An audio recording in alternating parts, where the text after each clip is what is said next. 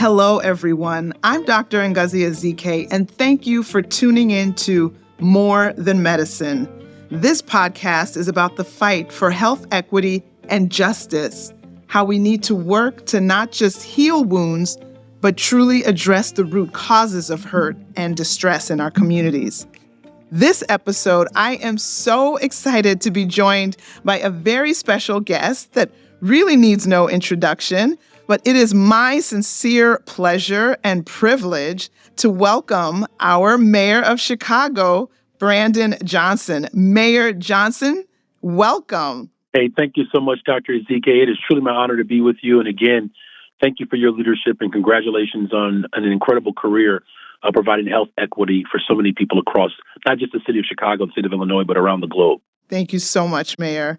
So I'm going to jump right in. I know I usually start by asking people to tell us a bit about themselves. Of course, you are known, but as our listening audience sometimes spreads beyond city boundaries, I would really love for everyone to know about you. You were elected as the 57th mayor of Chicago in April of 2023, and you previously served on the Cook County Board of Commissioners from 2018 to 2023. Can you start off by telling us a little bit about yourself? But what I really want to get into is how and when you said, yes, I want to be the chief executive of city government in Chicago. Yeah, wow. Well, listen, I am incredibly humbled to be in this capacity and leading at this very critical time in our nation's politics, quite frankly. Serving as the 57th mayor of the city of Chicago has truly been a very humbling experience, and I'm grateful to have the opportunity to serve in this capacity. What has always been a part of my ambition was to be of service, and particularly within the public space. And so, I worked hard over the course of my life to finish my education, to become an educator. Before teaching, though, I was doing some work in community development and working in the not-for-profit space, just serving young people, serving families, being a part of neighborhood development. But I knew that my contribution had to lean into my desire, my love for education. So well over 15 years ago now, I started teaching in the public schools here in Chicago, started teaching at Jenner Academy as a middle school social studies and reading teacher. Jenner Academy is in the historic neighborhood, Cabrini Green, and learned a lot about myself and learned a lot about politics in that role. And then eventually I went on to teach at the high school level, Westinghouse on the west side of Chicago, where my wife and I are raising our three children. And it was really through that work as a teacher, it really gave me a very close view of the dichotomy that exists within the political frame in Chicago. Those who have keep and get more, and those with less. There's always an extraction that seems to be like the normal form of politics. And it's been an incredible journey. I've been raised to be of service. My parents were both leaders in our respective communities, and they were pastors. Large family, was 10 of us. My parents were also foster parents and raised us in a single family home with one bathroom, where I learned to negotiate really early in life, which usually requires you to be in alignment with women. So that's where my first political organizing took place. If you want to get out of the house clean in the bathroom, make sure that you are in allyship with the sisters. That's important words to live by, Mayor, for sure. That's fantastic. Well, I am so excited to hear about what you're saying. Of course, serving families and children are the bedrock of being able to serve and support a community. So all of the work you've done in education, it all aligned and has seemed like it has all prepared you to be where you are right now to serve in this public space. It really has. I think to that point, too, when you're teaching in Chicago or any place where families have been underserved and there's been disinvestment, when children show up in your classroom, they're not just showing up to discuss the 5 causes of the American Revolution or to learn a comma splice or how to draw conclusions. They're showing up hungry. They're showing up without dental care. They're showing up without health care. They're showing up with a great deal of trauma. And to your point, it was really in that lived and working experience that I saw firsthand what the failures of government, the failures of society looks like, because the classroom really is a microcosm of what's happening in the larger space within the neighborhoods. And so you're absolutely right that the convergence of the societal needs as well as the inequities, they certainly showed up in my classroom every single day. And it's not something that you can ignore because it affects the learning that you're trying to impart. So, our research arm, the Sinai Urban Health Institute, we recently published an article as it was looking at the large cities, including the greatest freaking city in the world, as you love to refer to Chicago.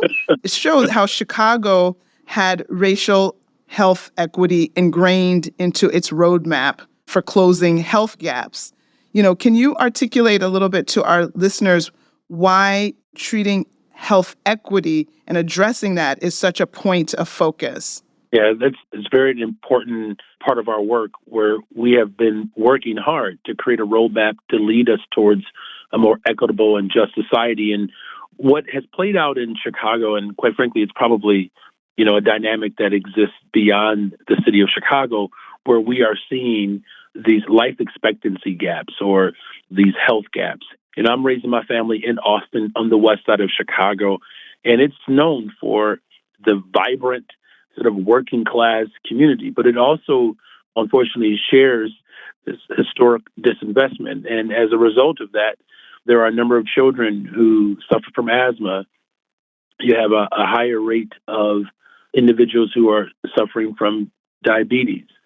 And the life expectancy gap between some of the most poorest neighborhoods in Chicago, like Garfield Park or Austin or Roseland and Inglewood, versus Streeterville, which is in the downtown corridor of the city of Chicago, where the life expectancy on the west and south sides of Chicago, like the neighborhood I'm raising my family in, is barely 60 years old versus 83 in other more affluent neighborhoods. So we're talking about a 20-year gap. But it also is an important note that it's not just the very obvious health conditions. It's the fact that we don't have access to healthcare facilities and services that can ultimately lead towards a healthier lifestyle. But also on top of that, the neighborhood as a whole, very limited access to grocery stores that have the type of food choice that can lead towards a more healthier lifestyle. So it's a roadmap that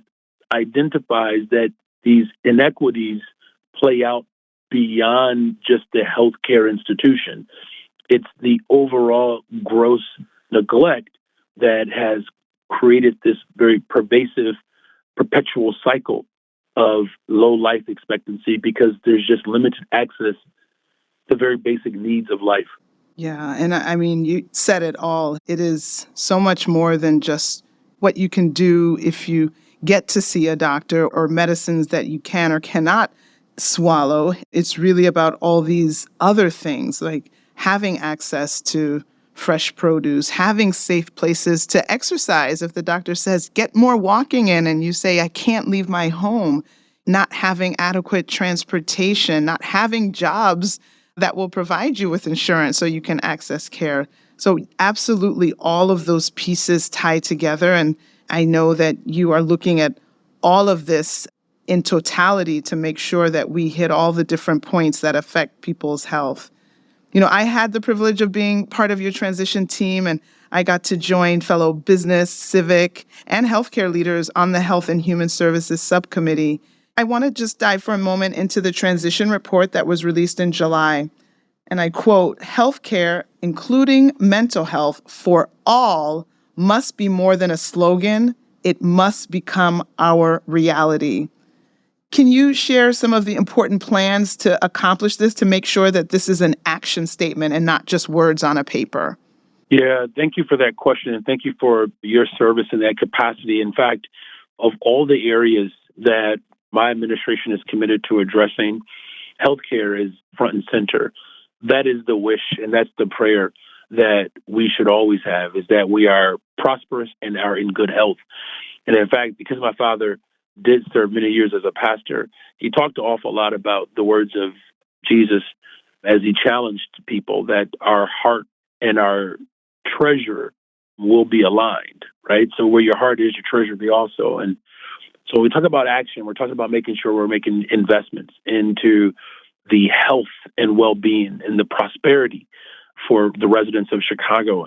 And one of those dynamics is really tied into a movement, and it's The movement has titled itself Treatment Not Trauma, and it's an important part of our policy point because with our Treatment Not Trauma effort, we're not only committed to reopening mental health clinics, which my budget lays out how we can start that process by reopening our mental health care services in at least two of our facilities. And this working group is going to help direct us of how we can, ultimately lead towards opening up more facilities. But it's also about making sure that we have an alternative response to the 911 calls that come through that are really more mental health crises. And policing in Chicago and really around the country has been the go-to for everything. And making sure that healthcare is an actionable, deliverable component of my administration, it's making investments in this treatment, not trauma movement. And again, an alternate response where if someone is having a mental health crisis, that a mental health care professional shows up to provide the necessary intervention that's needed. And again, once that crisis has been addressed, that the ongoing care, the Chicago Department of Public Health has to continue to lead in providing those critical services. And it is more personal for me. And I've shared this along the journey that my older brother, Leon, who is now an ancestor, had untreated trauma and the stigma that comes with having trauma, particularly within Black and Brown communities. It went untreated. And, we lost my brother because of his untreated trauma. He left the planet addicted and unhoused. And so actionable, deliverable services for people of Chicago, it's a matter of life and death. And that's why we have to be more action-oriented in how we deliver public services for the people of Chicago, and particularly when it comes to healthcare and especially mental health care. Thank you so much. And again, please let me just offer my condolences on the loss of your brother. But as you share that and you really are firm about the actionable, deliverable components that will help not create additional stories like your brother's, obviously Sinai Chicago wants to support this and play a role in this. What do you see as the role of the health systems in Chicago, the hospital systems, to be a part of your vision? Yeah, that's a really good question. And this is where I see that we have tremendous opportunity and growth here.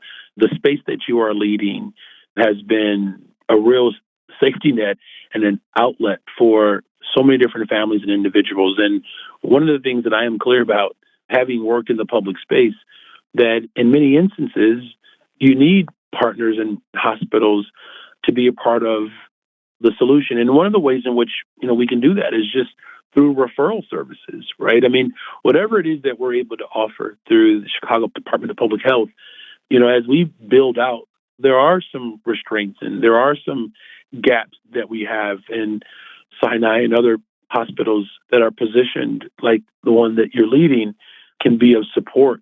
And I am very much convinced and committed that in order for us to address these critical needs, that you have to have a more collaborative approach to how we deliver services. And because quite frankly, when it comes to healthcare, just like people have personalities or styles that are unique to them, there are hospitals and safety net spaces that community members have already come to trust and appreciate. And that's important because, listen, once you find a doctor or a healthcare facility that you feel comfortable with and that you trust, you don't want to remove that from people, right? That's something that I'm very much committed to doing. And I'm looking forward to those partnerships and the type of collaboration that we can do that can lead towards healthier lifestyles for people. Well, we are absolutely here for you and looking to be that gap filler that you described and just to lock arms with you and CDPH to make sure that we can really be that true catch for all people of Chicago. So really looking forward to continued collaboration. And again, I appreciate how important continuity and maintaining trust with an established provider. So we are here for all of it. I'm going to switch gears just a little bit, but it's all related. You can't take away health from economy. You have to have healthy workers to have a prosperous economy. So when you talk about the vision of an equitable and prosperous economy, What additional ideas do you have to provide opportunities for all Chicago businesses and all residents to be able to thrive and grow? Yeah, look, this is the part that I'm very excited about in this role is that wherever I've gone, Dr. Ezike, I've been all over the city of Chicago over these last 5 months or 6 months. I don't even remember how long it's been yet. And everywhere I go, whether it's a small business owner, whether it's a childcare provider, a bus operator, a corporate CEO, everyone is asking, what can they do to help? That is really the essence of who we are as a city. That is the soulfulness of our city, where the diversity of our city is really second to none. And in fact, when it comes to the economy, we're one of the very rare diverse economies that exists in the country. Not one industry has more than 14% of the economic largesse of Chicago. So we don't have like an overinflated particular industry that we rely on. And all of the assets that we have in the city are just absolutely just remarkable, right? Whether it's access to water, to airports, the rails, a public transportation system. We have incredible infrastructure. We have space for, conservatively, it's estimated that we can hold 700,000 more individuals in the city. So that there's all this potential, right? We have the top universities. I can go on, the fastest growing downtown anywhere else in the country. And so the way I see it is that whether it's business, the philanthropic community, our public spaces, government, our hospitals, we have to create neighborhoods that have the ability to provide like real holistic wraparound support for families. And so whether it's a grocery store, which I've floated this idea of a city-owned, run grocery store, banks inside of libraries, affordable housing, and pathways to home ownership, that I have an opportunity as the executive of the city of Chicago to create and build neighborhoods that provide a holistic, surrounding, loving environment where we build systems of care. And so whether it's making sure that we have access to childcare and providing opportunities for childcare businesses, the childcare operators to thrive, whether it's, again, making sure that people have access to healthcare and healthcare facilities, as well as grocery stores where fresh food and vegetables and fruit can be made available and accessible. That is the real opportunity that we have when it comes to business and government and building an economy that works for everyone. The last thing that I'll say is you mentioned something that's really key, and that's the worker. The workers. I come from the labor movement. My father was part of the working class, part of the labor movement. He was also a pretty handy person as well. He was a general contractor. And the opportunities that we see available now, we have to connect those opportunities to our education system. And from manufacturing jobs where the average salary is $85,000 a year, in most instances, bachelor's degrees are not required. Whether it's biotech, the life sciences, there's so much opportunity for growth economically to build the workforce and connect our education system to the workforce that's going to be needed in all of those industries, including logistics. That is the opportunity that we have to build a better, stronger, safer Chicago. And that's what I'm most excited about, as you can hear. I can hear it. I can hear the passion. And I want to brag a little bit about Sinai, just in case you're not aware, because we are working in all of those areas. You know, you mentioned grocery store. We're working on a collaboration to bring the first grocery store to North Lawndale. We just opened a project across the street, Ogden Commons, One Lawndale, which has a bank. It has a brand new state-of-the-art surgical facility. It has a coffee shop.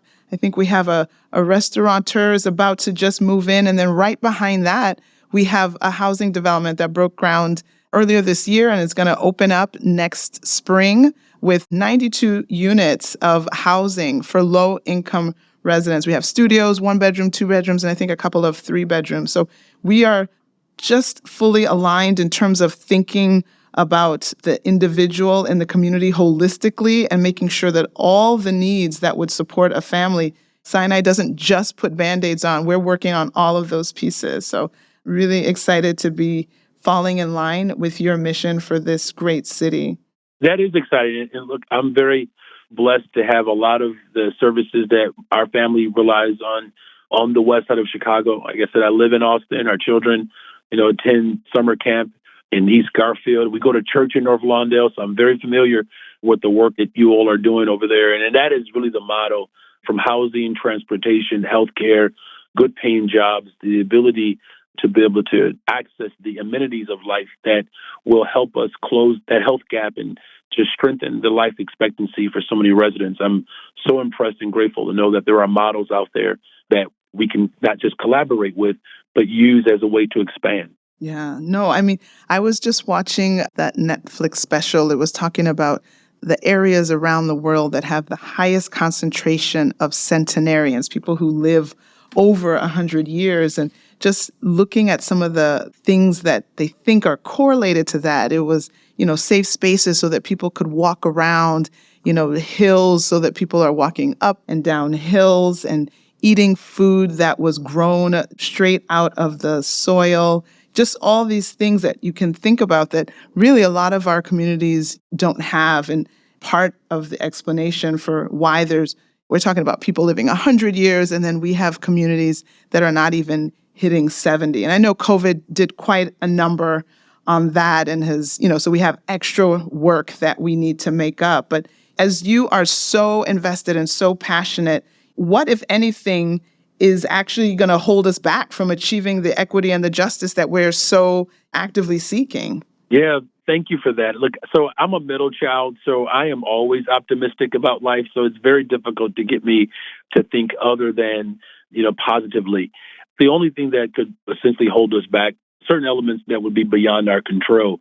But outside of that, the only limitations that we have are the ones we place in ourselves. And again, serving as a middle school teacher really is training ground to become mayor of the city of Chicago, because as you know, with adolescent development, you talk to a 12 or 13-year-old, at any given moment, their experience or their mood can fluctuate between the world is coming to an end and they're going to change the world. And right now, I believe the political state that we're in is similar to that of an adolescent, where you have anxiety and fear on one end pulling in a direction, and then you have hope and aspiration pulling in one direction. And I'm confident that the city of Chicago, that there are more of us that are pulling in the direction of hope and aspiration. And that's what I'm most thrilled about. And as long as we recognize that those who have paved the way for this moment to come into a reality, it is now our responsibility to set up the next 100 years for the people of Chicago, and really Chicago serving as a motto, as a beacon of light and hope for the rest of the world. And it's funny that you mentioned about life expectancy and people living to be at 100. I read something that 1 in 3 people born within the last 10 to 15 years, 1 in 3 will live to be 100. And so I have 3 children, so we have this ongoing bet of which one of our 3 will make it to 100. And the way one of them keeps up his room, he may not see his next birthday, but that's, let's edit that part out. But yes, I mean, the excitement of knowing that and putting that into like real practical terms, that we are the generation of leaders that can set communities up where life expectancy and the quality of life could be far greater than what a generation ago could have ever imagined. And that certainly, keeps me motivated. And I'm glad that you have time to watch Netflix series, because that's one thing that I do miss about this new job. I don't get a lot of opportunities to watch anything on Netflix, Dr. Ezekiel. Oh, no. This was recommended as something I needed to set my sights high in terms of what our goals are for the community. And you said that you're a middle child, so you're optimistic. Well, I'm a firstborn, and I always describe myself not as hopelessly optimistic, but hopefully optimistic. And so I share your optimism, and I think, I always describe it as I want to be almost delusional. I want to believe that what I don't see today, but what I hope to see, that's going to come to pass. And I think when we have people who are all rowing in the same direction, trying to get us there, it's only a matter of time. But we do all need to work together. And I think we have that groundswell that's going to keep moving us and propelling us in that right direction. Here, here. I agree. I want to thank you so much for taking this time. Again, you have probably the busiest job in the city, and you made time to share some of your vision. And I think it will inspire many. And I thank you for sharing, because the passion is so clear there. And as you said, from, I think it's the book of Luke, for where your treasure is, there your heart will be. And we can hear where your heart is. Mayor, I just want to say, we're praying for guidance and wisdom to follow you in this important role that you have been called to. And please know that you have Sinai Chicago and so many partners that are here to usher you along the way. Thank you so much, Mayor Johnson, for joining us. Thank you, Dr. Ezike. It's been truly my honor. Thank you for listening to More Than Medicine with Dr. Ngozi Ezike. If you haven't already, make sure to subscribe to Sinai Chicago's YouTube channel, as well as follow @Sinai Chicago on Twitter, Facebook, and Instagram for information on upcoming podcasts. Until next time,